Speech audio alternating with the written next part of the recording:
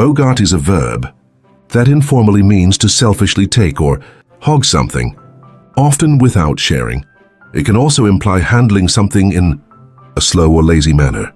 Origins: the term originates from actor Humphrey Bogart, whose signature way of holding a cigarette in films inspired the slang. Over time, the word evolved to mean monopolizing or refusing to pass something along, especially in casual settings. Explanation and usage: Bogart is often used in informal conversations, particularly in social situations where something is meant to be shared. Example sentences: don't bogart the snacks, pass them around. He's been bogarting the conversation all night, not letting anyone else speak.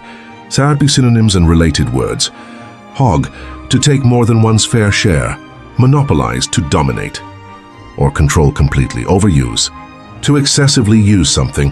Antonyms: share, to distribute fairly or allow others to use; contribute, to give or add to a shared effort; relinquish, to give up or let go of something. Key takeaway: Bogart is a casual, slangy term for selfishly holding on to something that should be shared, often with a hint of humor or annoyance.